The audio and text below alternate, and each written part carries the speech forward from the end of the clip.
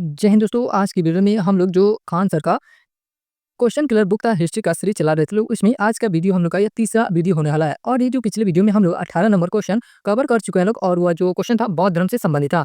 तो चलिए शुरू करते हैं लोग। अगला क्वेश्चन यानी कि 19 नंबर क्वेश्चन क्या कर रहा है कि बोध गया में बोधि वृक्ष अपने वंश की इस पीढ़ी का, यानी कि जो बोधि वृक्ष है वह किस पीढ़ी का है। तो यह जो है चतुर्थ पीढ़ी का है। किसी किसी बुक में आपको पांचवी पीढ़ी भी देखने को मिलता है, लेकिन यह स्पष्ट नहीं है। जब यह जो आयोग है, आयोग जो आंसर देता है उसे उसे ही आंसर माना जाता है। तो इसका सही आंसर की बात किया जाए तो क्या हो जाएगा, चतुर्थ पीढ़ी का है। बोध गया का बोधि वृक्ष इतिहास में एक महत्वपूर्ण वृक्ष है, जहां भगवान बुद्ध को ज्ञान प्राप्त हुआ था। यानी कि जो बोधि वृक्ष है उसी के नीचे भगवान बुद्ध को ज्ञान की प्राप्ति हुआ था। वर्तमान में वहां खड़ा वृक्ष चतुर्थ पीढ़ी का है। मूल वृक्ष का नवीनीकरण और पुनरोपण समय समय पर होता रहा। यह वृक्ष बौद्धों के लिए एक पवित्र वृक्ष और ज्ञानोदय का प्रतीक है। यह जो वृक्ष है किसका प्रतीक है, तो ज्ञान और ज्ञानोदय का प्रतीक है। नेक्स्ट क्वेश्चन कर रहा है कि निम्नलिखित में से किस नगर में जापानियों ने विश्व शांति स्तूप का निर्माण कराया था। तो यह जो विश्व शांति स्तूप का निर्माण कराया गया था जापानियों के द्वारा राजगीर में कराया गया था। कहाँ पे कराया गया था, राजगीर में इसका निर्माण कराया गया था। जापानियों ने विश्व शांति स्तूप का निर्माण राजगीर बिहार में कराया था। यह स्तूप रत्नागिरी पहाड़ी पर स्थित था। यह जो स्तूप था किस पहाड़ी पर स्थित था, तो यह रत्नागिरी पहाड़ी पर स्थित था और इसे 1969 में स्थापित किया गया था। इसका उद्देश्य विश्व शांति को बढ़ावा देना और यह जापानी बौद्ध भिक्षु निशिदात्सु फूजी द्वारा बनाया गया था। ये भी लाइन इंपॉर्टेंट है कि जो यह स्तूप था किसके द्वारा बनाया गया था, तो जापानी बौद्ध भिक्षु जो थे निशिदात्सु फूजी, उन्हीं के द्वारा यह स्तूप बनवाया गया था। नेक्स्ट क्वेश्चन है कि बोध गया में महाबोधि मंदिर बनाया गया जहाँ, तो जो महाबोधि मंदिर है वो उसका निर्माण कहाँ पे किया गया है, तो गौतम बुद्ध को ज्ञान प्राप्त हुआ था। यानी कि इसी महाबोधि मंदिर, यानी कि जहाँ पे महात्मा बुद्ध को यानी कि गौतम बुद्ध को ज्ञान की प्राप्ति हुआ था, वहीं पे आपका बोध गया में महाबोधि मंदिर का निर्माण कराया गया है। तो इसका सही आंसर क्या हो जाएगा, आपका गौतम बुद्ध को ज्ञान प्राप्त हुआ था इसी स्थान पे। बोध गया में महाबोधि मंदिर का निर्माण मौर्य सम्राट किसके द्वारा, तो अशोक द्वारा किया गया था। यह मंदिर उस स्थान पर स्थित है जहाँ भगवान बुद्ध ने ज्ञान की प्राप्ति की थी और इसे बौद्ध धर्म के अनुयायियों के लिए सबसे पवित्र स्थल माना जाता है। यानी कि यह जो महाबोधि मंदिर है इसे बौद्ध धर्म के अनुयायियों के लिए सबसे पवित्र स्थल माना जाता है। उसके बाद नेक्स्ट क्वेश्चन है, बौद्ध मत का सबसे प्राचीन स्तूप कौन सा है। बौद्ध मत का सबसे प्राचीन स्तूप की बात कर रहे हैं कि सबसे प्राचीन स्तूप कौन सा है, तो जो सारनाथ है यह सबसे प्राचीन स्तूप है। बौद्ध मत का सबसे प्राचीन स्तूप सारनाथ का धम्मिक स्तूप है। कौन सा स्तूप है, तो यह धम्मिक स्तूप है जो सबसे प्राचीन है, जिसे बुद्ध के पहले उपदेश के स्थल पर बनाया गया था। महात्मा बुद्ध ने अपना सबसे पहला उपदेश कहाँ दिया था, तो यह सारनाथ में दिए थे। यह स्तूप मौर्य सम्राट अशोक द्वारा तीसरी शताब्दी ईसा पूर्व में निर्मित किया गया था और इसे बौद्ध धर्म के महत्वपूर्ण स्थलों में से एक माना जाता है। इसके अलावा सांची का महान स्तूप भी एक प्राचीन स्तूप है, जिसका जिसका निर्माण भी अशोक के काल में ही हुआ था। यानी कि जो यह सांची का महान स्तूप है इसका निर्माण किसके काल में हुआ था, इसे स्तूप का भी निर्माण अशोक के काल में हुआ था। नेक्स्ट है कि भरूच एवं अमरावती सुप्रसिद्ध केंद्र थे। तो यह बौद्ध धर्म के केंद्र थे। किसके केंद्र थे, तो बौद्ध धर्म के केंद्र थे। भरूच और अमरावती प्राचीन भारत में बौद्ध धर्म के दो महत्वपूर्ण केंद्र थे। भरूच मध्य प्रदेश में स्थित है। जो भरूच है वह कहाँ पे स्थित है, तो यह आपका मध्य प्रदेश में स्थित है। इसकी खोज 1873 में अलेक्जेंडर कनिंघम ने की थी। इसकी खोज किसके द्वारा की गई थी, तो अलेक्जेंडर कनिंघम के द्वारा की गई थी। जबकि अमरावती आंध्र प्रदेश में स्थित है। अमरावती कहाँ पे स्थित है, तो यह आंध्र प्रदेश राज्य में स्थित है। इन दोनों स्थानों पर बौद्ध स्तूप और मठों के अवशेष मिले हैं। इन दोनों स्थानों पे बौद्ध स्तूप और बौद्ध मठों के अवशेष मिले हैं, जो बौद्ध कला और वास्तुकला के उत्कृष्ट उदाहरण है। भरूच स्तूप का निर्माण मौर्य काल में हुआ था। भरूच स्तूप का निर्माण किससे काल में हुआ था, तो यह इसका निर्माण मौर्य काल में हुआ था। जबकि अमरावती स्तूप का निर्माण सातवाहन काल में हुआ था। उसके बाद नेक्स्ट है कि बुद्ध की प्राचीनतम प्रतिमा किस शैली में प्राप्त होती है। बुद्ध की प्राचीनतम प्रतिमा यानी कि मूर्ति किस शैली में प्राप्त होती है, तो मथुरा शैली में प्राप्त होती है। किस शैली में, मथुरा शैली में प्राप्त होती है। मथुरा शैली भारत की एक प्राचीन कला शैली है। जो मथुरा शैली है वह भारत की एक प्राचीन कला शैली है, जो कुषाण काल यानी कि पहले से तीसरी शताब्दी ईस्वी के दौरान विकसित हुई थी। ये लाइन बहुत इंपॉर्टेंट है, क्योंकि यहाँ से बार बार क्वेश्चन बनता है कि आपका ये जो मथुरा शैली है किससे के शासन काल में इस शैली का विकास हुआ था, तो कुषाण के शासन काल में इसका विकास हुआ था। इस शैली की विशेषता यह है कि इसमें बुद्ध की मूर्तियों को मानवीय रूप से दर्शाया गया है। इन मूर्तियों में बुद्ध को आमतौर पर मुस्कुराते हुए और शांत मुद्रा में दिखाया गया है।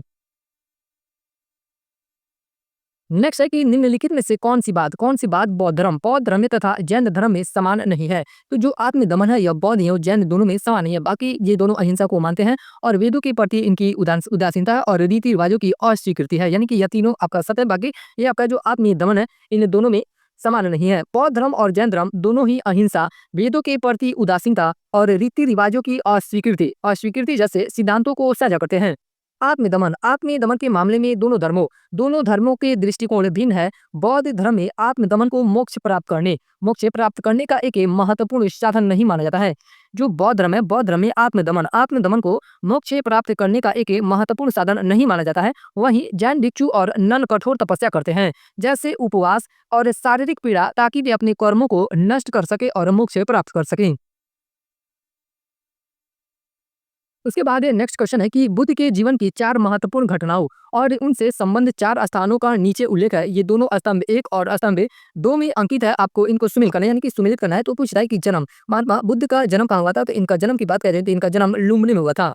और ज्ञान की प्राप्ति की बात करें तो ज्ञान प्राप्ति इन्हें कहाँ हुई थी? तो बोधगया में हुई थी। प्रथम वाचन यानी कि प्रथम प्रवचन कहा दिया था तो इन्होंने सारनाथ में दिया था। और इनके निधन की बात की जाए तो इनका निधन कुशीनगर में हुआ था। कुशीनगर उत्तर प्रदेश में हुआ था। तो इस तरह इसका सही आंसर की बात की जाए तो क्या हो जाएगा? सी नंबर इसका सही आंसर हो जाएगा। बुद्ध धर्म बौद्ध धर्म सॉरी बौद्ध धर्म के प्रवर्तक महात्मा बुद्ध, यहाँ पे बौद्ध होना चाहिए, बुद्ध धर्म कोई नहीं होता है। बौद्ध धर्म के प्रवर्तक महात्मा बुद्ध का जन्म लुम्बिनी में हुआ था और ज्ञान प्राप्ति बोधगया में हुआ था। और ये प्रथम प्रवचन सारनाथ में इन्होंने दिया था और निधन कुशीनगर में हुआ था। बुद्ध का मूल नाम सिद्धार्थ था। इनका मूल नाम क्या था? तो सिद्धार्थ था। उनके पिता यानी कि महात्मा बुद्ध के पिता सुद्धोधन और इनकी माता का नाम माया देवी था। इनकी माता का नाम क्या था? तो माया देवी था। नेक्स्ट है कि गौतम बुद्ध को मृत्यु यानी कि जो मृत्यु इनकी हुआ था, इससे बौद्ध धर्म में उसे महापरिनिर्वाण कहा जाता है। ये कहाँ प्राप्त हुआ था? बौद्ध धर्म को सॉरी गौतम बुद्ध की मृत्यु कहाँ प्राप्त हुई थी? तो अगर इनकी मृत्यु की बात किया जाए तो गौतम बुद्ध को मृत्यु आपका कुशीनगर में प्राप्त हुई थी। कहाँ पे प्राप्त हुई थी इनकी मृत्यु? तो आपको कुशीनगर में, यानी कि इनकी मृत्यु हो गई थी, जिसे बुद्ध धर्म में महापरिनिर्वाण के नाम से जाना जाता है। महात्मा बुद्ध का जन्म लुम्बिनी में हुआ था। महात्मा बुद्ध का जन्म लुम्बिनी में हुआ था, जो वर्तमान में नेपाल में स्थित है। जो लुम्बिनी है यह कहाँ पे स्थित है? तो यह नेपाल में स्थित है।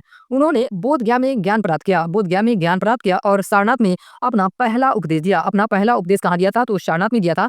483 ईसा पूर्व में 80 वर्ष की आयु में उन्होंने कुशीनगर में महापरिनिर्वाण प्राप्त किया, जिसका अर्थ है अंतिम मुक्ति या परम निर्वाण, यानी कि इनकी मृत्यु हो गई थी। कहाँ पे? 80 वर्ष की अवस्था में आपका कुशीनगर में इनकी मृत्यु हो गई थी।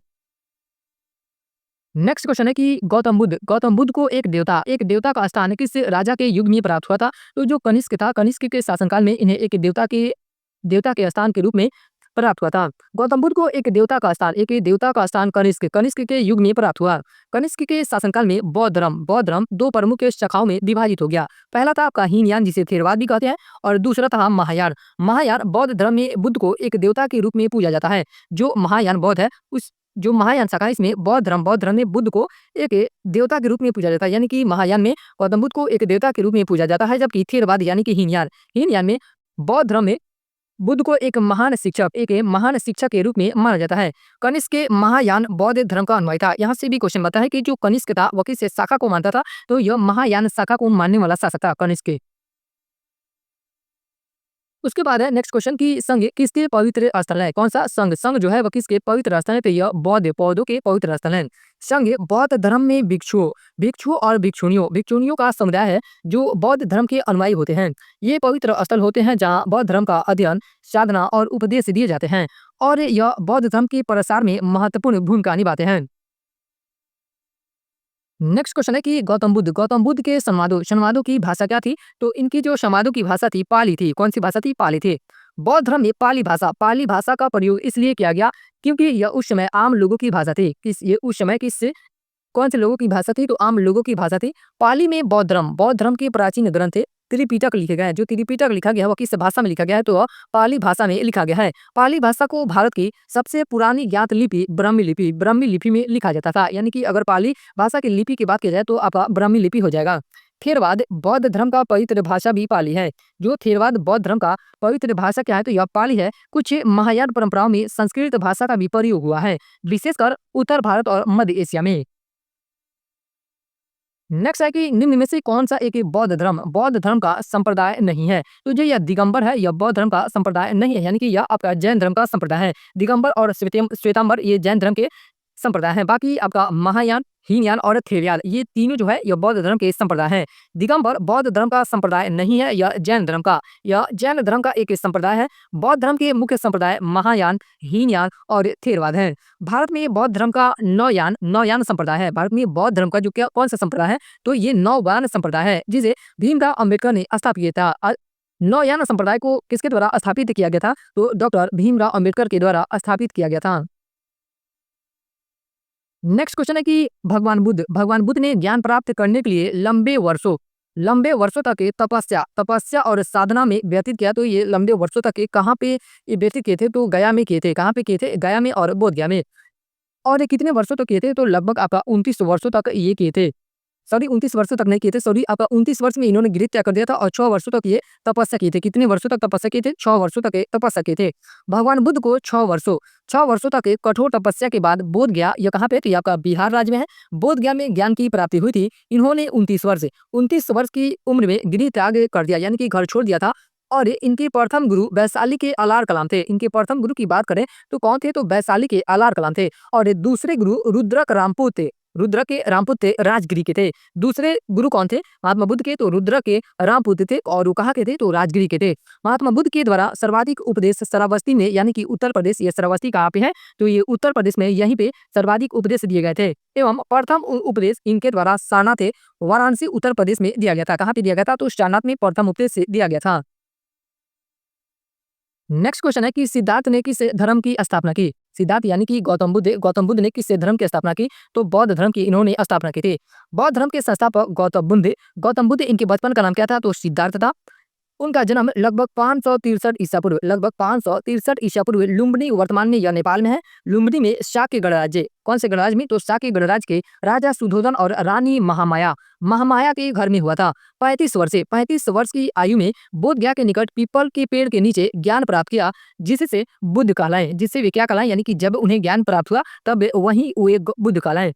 उन्होंने 4 आर्य सत्य और अष्टांगिक मार्ग, यानी कि 8 अष्टांगिक मार्ग का उपदेश दिया, जो जीवन के दुख को समाप्त करने का तरीका बताते हैं।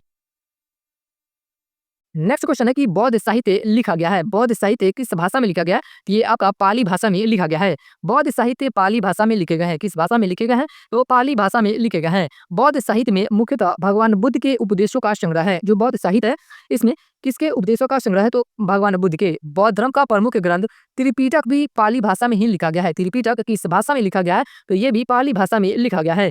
महायान बौद्ध धर्म ग्रंथ संस्कृत में लिखे गए हैं। जो महायान के जितने सारे बौद्ध ग्रंथ है, वो सभी संस्कृत में लिखे गए हैं।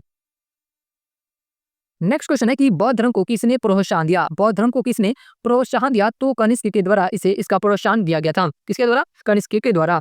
कुषाण राजा कनिष्क ने बौद्ध धर्म का प्रचार प्रसार और संरक्षण किया। उन्होंने कश्मीर में चौथी बौद्ध संगीति आयोजित की थी। किसके द्वारा, तो कनिष्क के द्वारा चौथी बौद्ध संगीति का आयोजन किया गया था। बौद्ध शिक्षण संस्थान और मठों की स्थापना को प्रोत्साहित किया तथा कई स्तूप और बौद्ध मंदिर बनाए। उनके योगदान से बौद्ध धर्म मध्य एशिया और चीन में फैला। नेक्स्ट क्वेश्चन है कि बौद्ध संघ की प्रथम महिला अनुयायी सदस्य कौन थी, तो ये गौतमी थी। कौन थी, गौतमी थे। प्रजापति गौतमी बौद्ध संघ की पहली महिला अनुयायी थी। उन्होंने गौतम बुद्ध का बचपन में पालन पोषण किया था और बाद में बुद्ध भिक्षुणी संघ की पहली महिला सदस्य बनी। वह बुद्ध की महान अनुयायी और समर्पित थी।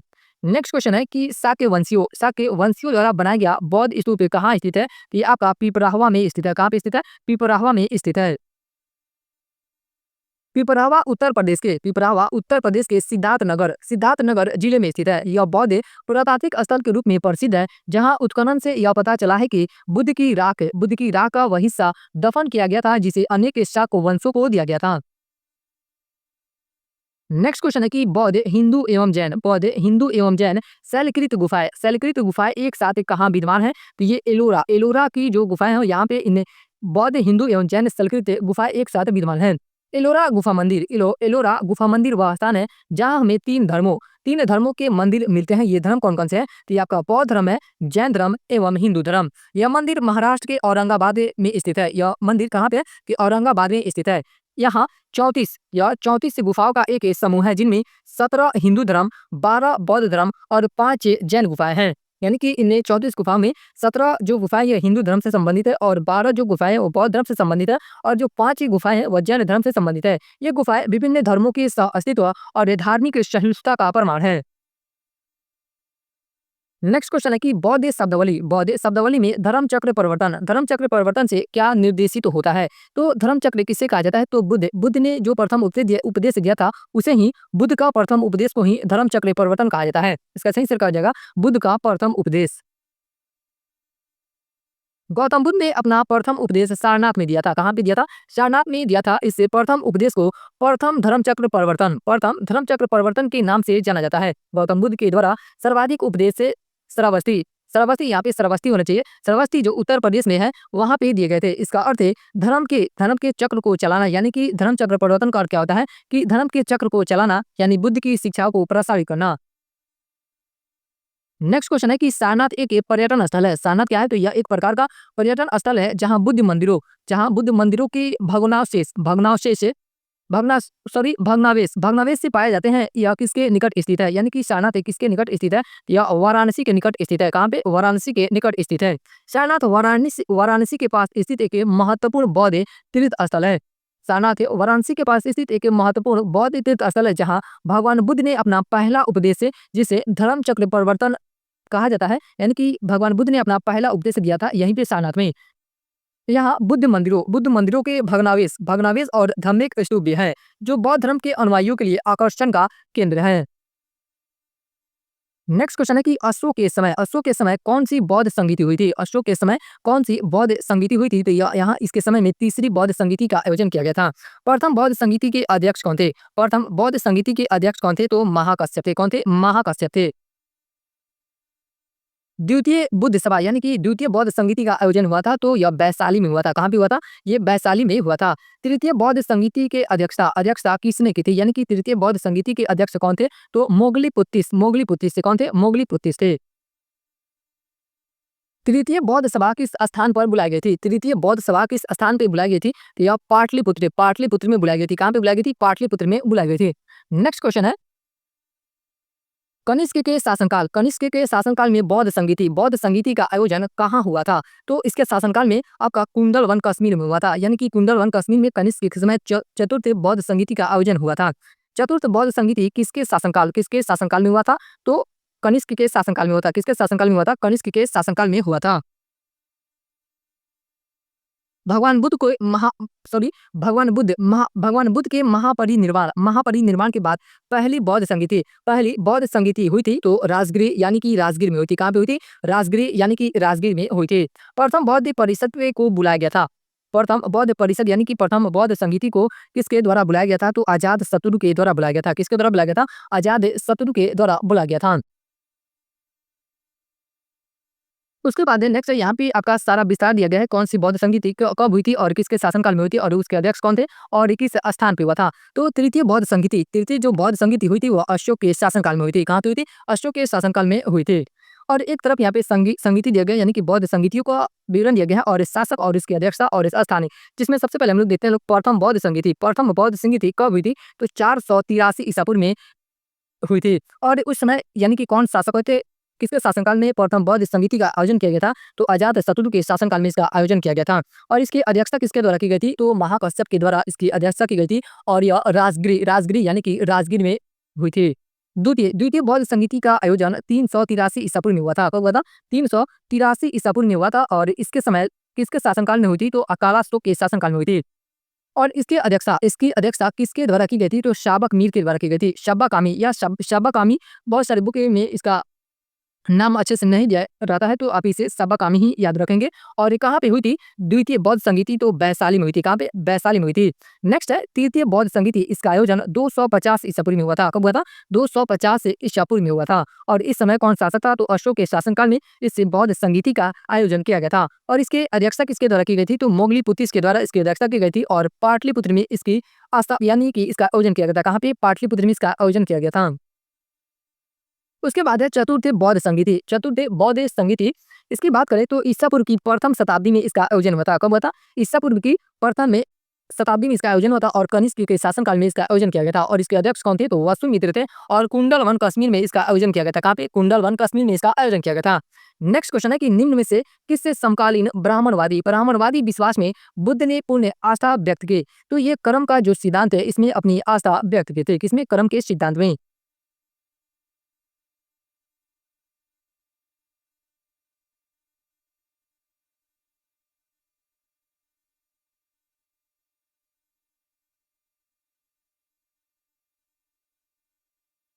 अनिमेष लोचन चैते भारत के बिहार राज्य के पवित्र शहर बोध गया में स्थित एक प्राचीन बौद्ध मंदिर है। यह क्या है? यह एक प्रकार का बौद्ध मंदिर है। यह बौद्ध धर्मावलंबियों के लिए एक महत्वपूर्ण तीर्थ स्थल है, क्योंकि ऐसा कहा जाता है कि बुद्ध ने अपने ज्ञानोदय के बाद एक सप्ताह तक बिना पलक झपकाए और विचलित आंखों से बोधि वृक्ष को निहारते हुए बिताया था। अनिमेष से लोचन चैत्य का नाम है का शाब्दिक अर्थ क्या होता है? तो खुली आंखें, यानी कि अनिमेष से लोचन चैत्य का शाब्दिक अर्थ क्या होता है? तो खुली आंखें। इसे ज्वेल वॉक या विचरण पथ भी कहा जाता है। ये लाइन इंपॉर्टेंट है, यहाँ से भी क्वेश्चन बन सकता है कि ज्वेल वॉक का संबंध या विचरण पथ का संबंध किस धर्म से है? तो इसका संबंध आपका बौद्ध धर्म से हो जाएगा। नेक्स्ट क्वेश्चन है कि वे शिक्षक जिनसे बुद्ध ने महाभिनिष्क्रमण के बाद सबसे पहले ज्ञान प्राप्ति का प्रयास किया था। तो ये अलार कलाम और रुद्र, यहाँ पे रुद्रक होना चाहिए, रुद्र के या उद्धव के रामपुत्र थे। कौन थे? तो ये पहले गुरु थे अलार कलाम और ये जो रुद्रक रामपुत्र थे ये आपका दूसरे गुरु थे महात्मा बुद्ध के। गौतम बुद्ध ने महाभिनिष्क्रमण के बाद वैशाली के अलार कलाम और रुद्रक रामपुत्र से ज्ञान प्राप्ति का प्रयास किया, लेकिन उन्हें सच्चा ज्ञान यानी कि बोध गया बिहार में पीपल वृक्ष के नीचे और निरंजना नदी के तट पर मिला। किस नदी के तट पर मिला था? तो निरंजना नदी के तट पर मिला था। और किस वृक्ष के नीचे मिला था? तो पीपल की वृक्ष के नीचे मिला था उन्हें ज्ञान की प्राप्ति। नेक्स्ट क्वेश्चन है कि अजंता की चित्रकारियां डैश की कहानियों का वर्णन करती है। यह जातक के कहानियों का यानी कि जातक के कथाओं का वर्णन करती है। अजंता की चित्रकारियां जातक की कहानियों का वर्णन करती है। जो जातक है यह बौद्ध धर्म से संबंधित एक ग्रंथ है। जातक बौद्ध धर्म से संबंधित है। अजंता की गुफा महाराष्ट्र राज्य में है। इस गुफा में भगवान बुद्ध के जीवन के बारे में पता चलता है। अजंता की कुल 29 गुफाएं हैं। अजंता में कितनी गुफाएं? तो इसमें कुल 29 गुफाएं हैं। नेक्स्ट क्वेश्चन है कि निम्नलिखित बौद्धिक स्थलों में से किसमें संरचनात्मक स्थापत्य है? तो अजंता की गुफाओं में संरचनात्मक स्थापत्य है। अजंता की गुफाएं महाराष्ट्र राज्य में स्थित है। यहाँ बौद्ध धर्मों से संबंधित चित्रण एवं शिल्पकारी के उत्कृष्ट नमूने मिलते हैं। ये गुफाएं संरचनात्मक स्थापत्य से संबंधित है। अजंता की गुफाएं चट्टान काट कर बनाई गई हैं। यह जो गुफाएं हैं यह चट्टान काट के बनाई गई हैं जो बौद्ध धर्म के हीनयान और महायान चरणों से संबंधित है। नेक्स्ट क्वेश्चन है कि गौतम बुद्ध का जन्म कब हुआ था? तो इनके जन्म की बात की जाए तो यहाँ पे सदी पूछ रहा है, तो छठी सदी ईसापुर में यानी कि 6ठी शताब्दी ईसापुर में इनका जन्म हुआ था। गौतम बुद्ध का जन्म 6ठी ईस्वी पूर्व 563 ईसा पूर्व कपिल वस्तु लुम्बिनी यानी कि नेपाल में हुआ था। और इनकी मृत्यु 483 ईस्वी पूर्व में कुशीनगर देवरिया उत्तर प्रदेश में हुई थी। इनका बचपन का नाम सिद्धार्थ था। महात्मा बुद्ध के बचपन का नाम क्या था? तो सिद्धार्थ। और माता का नाम महामाया था। माता का नाम क्या था? महामाया था। एवं पिता का नाम शुद्धोधन था। पिता का नाम क्या था? शुद्धोधन था। उसके बाद नेक्स्ट क्वेश्चन है कि बौद्ध मत की परिषदें आयोजित हुई हैं। तो कहाँ पे आयोजित हुई? तो बौद्ध ग्रंथों के संकलन और विवादों के निवारण के लिए इनका इनका आयोजन किया गया था। किस लिए? बौद्ध ग्रंथों के संकलन और विवादों के निवारण के लिए। बौद्ध मत की परिषदें बौद्ध ग्रंथों के संकलन और विवादों के निवारण के लिए आयोजित की जाती थे। इन परिषदों का उद्देश्य धार्मिक ग्रंथों को क्या था? तो धार्मिक के ग्रंथों को संरक्षित रखना और समय समय पर उत्पन्न होने वाले विवादों का समाधान करना था। गौतम बुद्ध के बचपन का नाम क्या था? नेक्स्ट क्वेश्चन है कि गौतम बुद्ध के बचपन का नाम क्या था? तो इनके बचपन का नाम सिद्धार्थ था। क्या था? सिद्धार्थ इनके बचपन का नाम था। गौतम बुद्ध का बचपन का नाम सिद्धार्थ था। इनका जन्म 563 ईसा पूर्व में लुम्बिनी नेपाल में हुआ था। इनको ज्ञान की प्राप्ति बोध गया बिहार में हुई थी। गौतम बुद्ध ने सर्वाधिक उपदेश श्रावस्ती में दिए थे। गौतम बुद्ध ने सर्वाधिक उपदेश कहाँ पे दिए थे? तो श्रावस्ती में दिए थे। और इन्होंने प्रथम उपदेश पाली भाषा में सारनाथ उत्तर प्रदेश में दिए थे। गौतम बुद्ध के प्रथम गुरु का नाम अलार कलाम, प्रथम गुरु का नाम अलार कलाम एवं दूसरे गुरु का नाम रुद्र का रामपुत्र था। क्या था? रुद्र के रामपुत्र था। नेक्स्ट क्वेश्चन है कि गौतम बुद्ध किनके पुत्र थे? गौतम बुद्ध किनके पुत्र थे? तो ये सुद्धोधन, राजा सुद्धोधन के ये पुत्र थे। गौतम बुद्ध का जन्म नेपाल के लुम्बिनी में हुआ था। गौतम बुद्ध का जन्म नेपाल के लुम्बिनी में हुआ था। इनके पिता का नाम सुद्धोधन था तथा माता का नाम महामाया था। माता का नाम क्या था? महामाया था। इनके बचपन का नाम सिद्धार्थ था तथा इनको ज्ञान की प्राप्ति बोधगया बिहार में हुई थी। गौतम बुद्ध को विष्णु का नौवां अवतार मानते हैं। ये भी लाइन बहुत इंपॉर्टेंट है कि विष्णु का नौवां अवतार किसे माना जाता है? तो गौतम बुद्ध को माना जाता है। इनकी मृत्यु कुशीनगर उत्तर प्रदेश में हुई थी। इनकी मृत्यु कहाँ हुई थी? तो कुशीनगर उत्तर प्रदेश में हुई थी। नेक्स्ट क्वेश्चन है कि हीनयान व महायान संप्रदाय किस धर्म के हैं या किस धर्म से संबंधित है? तो ये बौद्ध धर्म से संबंधित है। किस धर्म से संबंधित है? बौद्ध धर्म से संबंधित है। हीनयान और महायान बौद्ध धर्म के दो प्रमुख संप्रदाय हैं। बौद्ध धर्म के दो प्रमुख संप्रदाय हैं। हीनयान में बुद्ध को सामान्य मानव माना गया है। हीनयान जो संप्रदाय है उसमें महात्मा बुद्ध को सामान्य मानव की तरह ट्रीट किया जाता है या सामान्य मानव माना जाता है, जबकि महायान में उन्हें भगवान माना जाता है। हीनयान में व्यक्तिगत निर्माण पर जोर दिया जाता है, जबकि महायान में बोधिसत्व के आदर्शों की पूजा की जाती है।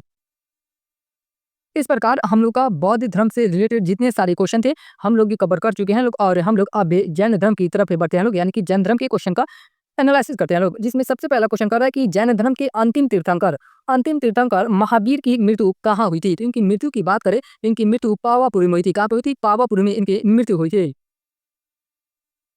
महावीर स्वामी का जन्म 540 ईसा पूर्व में कुंडग्राम वैशाली बिहार में हुआ था। ये कुंडग्राम वैशाली कहाँ पे? तो ये आपका बिहार राज्य में है।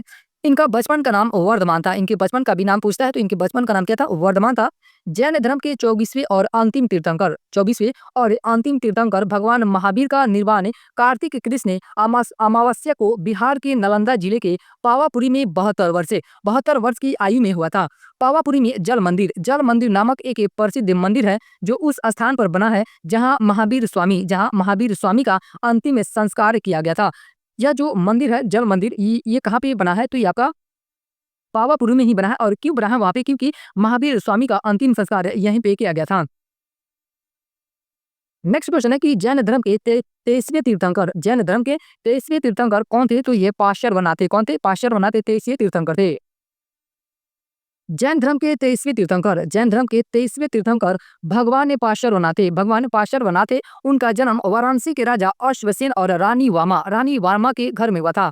पार्श्वनाथ ने अहिंसा, सत्य, अस्तेय यानी कि चोरी न करना और अपरिग्रह, गैर आसक्ति के 4 व्रतों का उपदेश दिया। ये लाइन बहुत इंपॉर्टेंट है कि जो ये 4 उपदेश या 4 व्रत है ये किसके द्वारा दिए गए थे? तो पार्श्वनाथ के दिए गए थे, और इसमें एक महावीर स्वामी के द्वारा ब्रह्मचर्य जोड़ा गया था।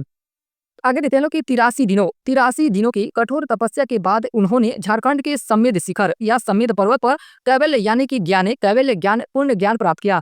पार्श्वनाथ का चिन्ह सर्प है यानी कि सांप है। जैन धर्म के कुल 24 तीर्थंकर हुए, यानी कि जैन धर्म में कितने तीर्थंकर हुए? तो 24 तीर्थंकर हुए, जिसके प्रथम तीर्थंकर ऋषभनाथ थे। यानी कि जैन धर्म के प्रथम तीर्थंकर की बात किया जाए तो ये कौन थे? तो ऋषभ थे। और अंतिम यानी कि 24वें तीर्थंकर महावीर स्वामी थे। कौन थे? महावीर स्वामी थे। नेक्स्ट क्वेश्चन है कि जैन परंपरा के अनुसार कौन अंतिम से एक पूर्व तीर्थंकर माने जाते हैं? यानी कि अंतिम से आपका 24 हो गया और इससे एक पहले वाला पूछ रहा है, तो क्या पूछ रहा है? 23वां। देखिए क्वेश्चन किस प्रकार घुमाया गया है। ये बिहार एसएससी का क्वेश्चन है। तो 23वें तीर्थंकर की बात अभी हम लोग ऊपर वाले क्वेश्चन में किया लोग। तो 23वें तीर्थंकर जैन धर्म के कौन थे? तो पार्श्वनाथ थे। कौन थे? पार्श्वनाथ थे। जैन परंपरा में कुल 24 तीर्थंकर हुए। भगवान महावीर 24वें एवं अंतिम तीर्थंकर थे। प्रश्न में अंतिम से एक पूर्व यानी कि एक पहले तीर्थंकर के बारे में पूछा गया है, अर्थात 23वें तीर्थंकर। भगवान पार्श्वनाथ जैन धर्म के 23वें तीर्थंकर थे। ऋषभदेव प्रथम तीर्थंकर थे। जो ऋषभदेव थे वे प्रथम तीर्थंकर थे। और भद्रबाहु एक प्रमुख जैन आचार्य थे, तीर्थंकर नहीं थे। अतः सही उत्तर क्या है? तो ए यानी कि पार्श्वनाथ हो जाएगा। नेक्स्ट क्वेश्चन है कि दीपावली प्रकाश का त्योहार निर्वाण दिन है, यानी कि यह कौन सा दिन है? तो इसी दिन भी भगवान महावीर का मृत्यु यानी कि निर्वाण प्राप्त हुआ था। दीपावली जो प्रकाश का त्योहार मानी जाती है, भगवान महावीर का निर्वाण दिवस भी है। जैन धर्म के अनुयायी इस दिन महावीर स्वामी की निर्वाण प्राप्ति को याद करते हैं। यह दिन विशेष रूप से जैन समुदाय के लिए महत्व रखता है। यह दिन जो है किस समुदाय के लिए विशेष महत्व रखता है? तो जैन समुदाय के लिए। नेक्स्ट क्वेश्चन कर रहा है कि निम्नलिखित में से कौन तीसरे जैन तीर्थंकर थे? निम्नलिखित में से कौन तीसरे जैन तीर्थंकर थे? तो ये जो संभवनाथ थे ये तीसरे जैन तीर्थंकर थे। तीसरे जैन तीर्थंकर भगवान शंभवनाथ का जन्म राजगीर वर्तमान बिहार में हुआ था। उनका प्रतीक एक घोड़ा था, यानी कि इनका प्रतीक क्या था? शंभवनाथ का तो घोड़ा था, जो शक्ति और उन्नति का प्रतीक माना जाता है। ये वर्तमान अवसर्पणी काल के तीसरे तीर्थंकर थे। नेक्स्ट क्वेश्चन है कि महावीर का जन्म 540 ईसा पूर्व में किस स्थान पे हुआ था? किस स्थान पे हुआ था? तो वैशाली में हुआ था। कहाँ पे हुआ था? वैशाली बिहार में हुआ था। महावीर का जन्म 540 ईसा पूर्व में वैशाली में हुआ था। इनके बचपन का नाम वर्धमान था। इनके बचपन का नाम क्या था? वर्धमान था। इन्हें जैन धर्म का वास्तविक संस्थापक माना जाता है। लेकिन जैन धर्म की स्थापना ऋषभ देव के द्वारा की गई थी। जैन धर्म की स्थापना किसके द्वारा की गई थी? तो ऋषभ देव के द्वारा की गई थी। महावीर स्वामी जैन धर्म के 24वें और अंतिम तीर्थंकर थे। महावीर स्वामी को जैन धर्म का वास्तविक संस्थापक माना जाता है। उन्होंने अहिंसा, सत्य, अस्त्य, अपरिग्रह और ब्रह्मचर्य के 5 सिद्धांतों का प्रचार किया। ये जो ब्रह्मचर्य है, यह ब्रह्मचर्य इन्हीं के द्वारा जोड़ा गया था, यानी कि महावीर स्वामी के द्वारा जोड़ा गया था। महावीर स्वामी ने 30 वर्ष की आयु में सांसारिक जीवन त्याग दिया, यानी कि गृह त्याग दिए थे, और 12 वर्ष तक की कठोर तपस्या की, और 72 वर्ष की आयु में पावापुरी में उनका निर्वाण यानी कि मृत्यु हो गया था। नेक्स्ट क्वेश्चन है कि त्रिरत्न या तीन रत्न जैसे सटीक ज्ञान, सच्ची आस्था और सटीक क्रिया निम्न में से किस धर्म से संबंधित है? तो यह जैन धर्म से संबंधित है। किस धर्म से संबंधित है? तो यह जैन धर्म से संबंधित है। धर्म में मूलतः 3 रत्न माने गए हैं। धर्म में मूलतः कितने रत्न माने गए हैं? तो 3 रत्न माने गए हैं। पहला है सम्यक दर्शन। पहला क्या है? सम्यक दर्शन। दूसरा है आपका सम्यक ज्ञान, और तीसरा है सम्यक चरित्र। इसमें सम्यक दर्शन का अर्थ है सच्ची श्रद्धा, सम्यक ज्ञान का अर्थ है सच्चा ज्ञान, और सम्यक चरित्र का अर्थ है सच्चा चरित्र। इन तीनों को ही मोक्ष का मार्ग बताया गया है। जैन धर्म में त्रिरत्न का पालन करना आध्यात्मिक विकास का मार्ग है। जैन धर्म में त्रिरत्न का पालन करना कैसा विकास का मार्ग है? तो आध्यात्मिक विकास का मार्ग है। नेक्स्ट क्वेश्चन है कि निम्नलिखित में से कौन सबसे पूर्वकालिक जैन ग्रंथ कहलाता है? तो जो 14 पूर्व है, इसे सबसे पूर्वकालिक जैन ग्रंथ कहते हैं। जैन धर्म के धार्मिक ग्रंथों में से सबसे प्राचीन ग्रंथ 14 पूर्व है। कौन है? 14 पूर्व है। इन्हें जैन आगमों का सबसे महत्वपूर्ण हिस्सा माना जाता है। कहा जाता है कि इन ग्रंथों की रचना महावीर स्वामी के शिष्यों ने की थी। 14 पूर्व का ज्ञान जैन धर्म के अनुयायियों के लिए बहुत ही महत्वपूर्ण है। ये ग्रंथ जैन दर्शन, नैतिकता और ब्रह्मांड विज्ञान के बारे में बताते हैं। यानी कि जो यह ग्रंथ है 14 पूर्व, इसमें किसके बारे में वर्णन किया गया है? तो जैन दर्शन के बारे में, और नैतिकता के बारे में, और ब्रह्मांड विज्ञान के बारे में इसमें बताया गया है। नेक्स्ट क्वेश्चन है कि भगवान महावीर का प्रथम शिष्य कौन था? तो इनका प्रथम शिष्य जमाली था, यानी कि इनका दामाद ही इनका प्रथम शिष्य था।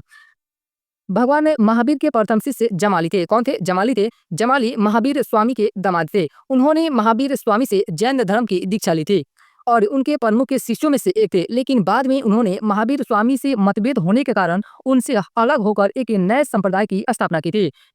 यानी कि जो जमाली थे, इन्होंने एक महावीर स्वामी से मतभेद के कारण एक अलग संप्रदाय की स्थापना की थी। नेक्स्ट क्वेश्चन है कि वैशाली प्रसिद्ध है, क्योंकि वैशाली क्यों प्रसिद्ध है? तो यहाँ पे महावीर स्वामी का या महावीर का जन्म स्थल है, यानी कि यहाँ पे महावीर स्वामी का जन्म हुआ था, इसलिए वैशाली प्रसिद्ध है। वैशाली बिहार प्रसिद्ध है, यानी कि जो वैशाली है वह प्रसिद्ध है क्योंकि यहाँ भगवान महावीर का जन्म हुआ था। वैशाली एक महान बौद्ध तीर्थ भी है। जो वैशाली है एक महान बौद्ध तीर्थ भी है। बुद्ध ने 3 बार इस जगह का दौरा किया। उनकी मृत्यु के बाद वैशाली में दूसरी बौद्ध परिषद, यानी कि दूसरी बौद्ध संगीति का आयोजन भी किया गया था, और यह पहला गणराज्य माना जाता है। वैशाली प्राचीन काल का पहला गणराज्य माना जाता है। जो दूसरी बौद्ध संगीति हुई थी वैशाली में, यह किसके शासनकाल में हुई थी? तो यह कलाशों के शासनकाल में हुई थी, और 383 ईसा पूर्व में हुई थी। और इसके अध्यक्ष कौन थे? तो शाबक मीर या शब्बा कामी थे। नेक्स्ट क्वेश्चन है कि पावापुरी बिहार के किस जिले में स्थित है? तो जो पावापुरी है यह नालंदा जिला में स्थित है। किस जिला में? नालंदा जिले में स्थित है। पावापुरी बिहार के नालंदा जिले में है। पावापुरी बिहार के नालंदा जिले में है। माना जाता है कि भगवान महावीर को यही मोक्ष की प्राप्ति हुई थी। महावीर स्वामी का जन्म 540 ईसा पूर्व में कुंडग्राम वैशाली में बिहार में हुआ था। कमल के फूलों से भरे तालाब के बीच बना जल मंदिर यहाँ आकर्षण का केंद्र है। नेक्स्ट क्वेश्चन है कि जैन धर्म के अणुव्रतों में से निम्न में से कौन नहीं है? तो जो आजीवाणु व्रत है या नहीं है जैन धर्म से संबंधित। बाकी आपका सत्यवाणु व्रत और ब्रह्मचार्य व्रत और अहिंसाणु व्रत ये सब क्या है? तो जैन धर्म से संबंधित है। जैन धर्म के अणुव्रत यानी कि गृहस्थों के लिए निर्धारित 5 छोटे व्रत हैं। ये 5 छोटे व्रत है और इन पांचों को देखते हैं लोग क्या क्या होता है। तो आजीवाणु व्रत जैन धर्म के अणुव्रतों में शामिल नहीं है। इसमें अहिंसाणु व्रत, अहिंसाणु व्रत, सत्याणु व्रत, अस्त्याणु व्रत यानी कि चोरी ना करना, ब्रह्मचर्याणु व्रत और अपरिग्रहवाणु व्रत और अनावश्यक वस्तुओं का त्याग करना शामिल है। इन व्रतों का पालन गृहस्थों को संयमित जीवन जीने और आध्यात्मिक मार्ग पर चलने में मदद करता है। नेक्स्ट क्वेश्चन है कि जैनियों के अनुसार जैन धर्म के संस्थापक ये कौन है? तो जैन धर्म के संस्थापक कौन हो जाएंगे? आपका ऋषभदेव हो जाएंगे और ये प्रथम तीर्थंकर भी थे। जैनियों के अनुसार जैन धर्म के संस्थापक ऋषभदेव थे। उन्हें आदिनाथ के नाम से भी जाना जाता है। ये लाइन भी इंपॉर्टेंट है कि जो ऋषभदेव थे इन्हें किस नाम से जाना जाता था? तो इन्हें आदिनाथ के नाम से भी जाना जाता है। वे जैन धर्म के पहले तीर्थंकर थे। महावीर स्वामी जैन धर्म के 24वें तीर्थंकर थे जिन्हें जैन धर्म का वास्तविक संस्थापक ही माना जाता है। महावीर स्वामी को जैन धर्म का वास्तविक संस्थापक माना जाता है। नेक्स्ट क्वेश्चन है कि दक्षिण भारत में जैन धर्म का प्रचार प्रसार हुआ था। तो किसके द्वारा किया गया था? तो भद्र बाहु के द्वारा दक्षिण भारत में जैन धर्म का प्रचार प्रसार किया गया था। दक्षिण भारत में जैन धर्म का प्रचार प्रसार भद्र बाहु द्वारा किया गया था। भद्र बाहु एक प्रमुख जैन आचार्य थे जिन्होंने जैन धर्म के सिद्धांतों को दक्षिणी क्षेत्रों में फैलाया और इस क्षेत्र में उनके अनुयायियों को शिक्षित किया। श्रवण बेलगोला दक्षिण भारत में जैन धर्म का एक महत्वपूर्ण केंद्र बना। नेक्स्ट क्वेश्चन है कि वह स्थान जहां महावीर ने पूर्ण आध्यात्मिक ज्ञान यानी कि कैवल्य प्राप्त किया था। तो जाम्बिक ग्राम में इन्हें ज्ञान की प्राप्ति हुई थी। कहाँ पे? जाम्बिक ग्राम में इन्हें ज्ञान की प्राप्ति हुई थी। महावीर स्वामी जैन धर्म के 24वें तीर्थंकर थे। जो महावीर स्वामी थे वे जैन धर्म के 24वें तीर्थंकर थे। इनका जन्म 540 ईसा पूर्व कुंड ग्राम वैशाली में हुआ था और इनको 12 वर्ष तक के कठोर तपस्या के बाद 42 वर्ष की अवस्था में जम्बिका या जाम्बिक ग्राम में ज्ञान की प्राप्ति हुई। इन्हें रिजुपालिका नदी के तट पर और साल के वृक्ष, कौन सा वृक्ष था? तो साल के वृक्ष के नीचे ज्ञान की प्राप्ति हुई थी। इनकी मृत्यु 468 ईसा पूर्व में पावापुरी बिहार में हुई थी। नेक्स्ट क्वेश्चन है कि जैन धर्म के प्रवर्तक कौन थे? तो ये महावीर स्वामी थे। जैन धर्म के प्रवर्तक कौन थे? तो महावीर स्वामी थे। गौतम बुद्ध आपका हो जाएंगे बौद्ध धर्म के प्रवर्तक। जैन धर्म के वास्तविक संस्थापक महावीर स्वामी थे। वास्तविक संस्थापक कौन थे? तो महावीर स्वामी थे जो 24वें तीर्थंकर थे। इनका जन्म 540 ईसा पूर्व में कुंडग्राम वैशाली में हुआ था और इनकी मृत्यु 72 वर्ष की अवस्था में 468 ईसा पूर्व पावापुरी नालंदा बिहार में हो गई। जैन धर्म के संस्थापक और पहले तीर्थंकर ऋषभदेव थे। जैन धर्म के संस्थापक कौन थे? तो ऋषभदेव थे और पहले तीर्थंकर भी ऋषभदेव थे। नेक्स्ट क्वेश्चन है कि जैन पंथ या जैन धर्म के पहले तीर्थंकर कौन थे? तो ऋषभदेव थे। कौन थे? ऋषभदेव। जैन धर्म के प्रथम तीर्थंकर ऋषभदेव थे। जैन धर्म के कुल 24 से तीर्थंकर हुए। जैन धर्म में कुल कितने तीर्थंकर हुए? तो 24 से तीर्थंकर हुए जिसमें 24वें तीर्थंकर महावीर स्वामी थे। 24वें तीर्थंकर कौन थे? तो महावीर स्वामी थे और महावीर ने अहिंसा, सत्य, अस्तेय और ब्रह्मचर्य अपरिग्रह के सिद्धांतों का प्रचार किया। ऋषभदेव को आदिनाथ भी कहा जाता है। ऋषभदेव को क्या कहा जाता है? तो इन्हें आदिनाथ भी कहा जाता है। नेक्स्ट क्वेश्चन है कि महावीर के समकालीन कौन थे? तो ये आपका मकलीपुत्र गोशाल थे। महावीर के समकालीन मकलीपुत्र गोशाल थे। मकलीपुत्र गोशाल महावीर स्वामी और बुद्ध के समकालीन थे यानी कि महात्मा बुद्ध और महावीर स्वामी के ये दोनों के समकालीन थे। जैन और बौद्ध ग्रंथों में इन्हें मकलीपुत्र गोशाल और मकलीपुत्र के रूप में उल्लेख किया गया है। जबकि महाभारत के शांति पर्व में इन्हें मंकी ऋषि कहा गया है। किस ऋषि के नाम से जाना जाता है इन्हें? तो मंकी ऋषि कहा गया है। गोशाल ने महावीर के सिद्धांतों से भिन्न दृष्टिकोण अपनाया और आजीवक संप्रदाय की स्थापना की। मकलीपुत्र गोशाल ने किस संप्रदाय की स्थापना की थे? तो ये आजीवक संप्रदाय की स्थापना किए थे। इस प्रकार हम लोग का जैन धर्म का भी वस्तुनिष्ठ प्रश्न समाप्त होता है और इसके बाद हम लोग वैष्णव धर्म की तरफ बढ़ते हैं। नेक्स्ट क्वेश्चन है कि निम्न में से कौन सा विष्णु का अवतार नहीं है? तो जो दधीची है ये विष्णु के अवतार नहीं है। दधीची विष्णु के अवतार नहीं थे बल्कि वे एक महान वैदिक ऋषि थे।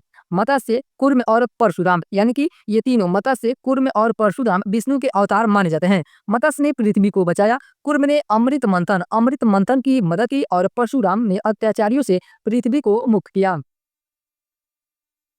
नेक्स्ट क्वेश्चन है कि अप्रतिरथ, अप्रतिरथ एक किस हिंदू देवता का और एक नाम है, यानी कि किस हिंदू देवता का नाम है, तो ये विष्णु का नाम है। किस भगवान का नाम है, तो विष्णु भगवान का अप्रतिरथ नाम है। विष्णु का एक ये नाम अप्रतिरथ है, जिसका अर्थ होता है विचरण करने वाला। इसका अर्थ क्या होता है अप्रतिरथ का, तो विचरण करने वाला इसका अर्थ होता है, जो बिना रथ के यात्रा करता है। इसका अर्थ ये भी होता है कि जो बिना रथ के यात्रा करता है। यह नाम उनके निरंतर गतिशील और सभी स्थानों पर विजय प्राप्त करने की क्षमता को दर्शाता है।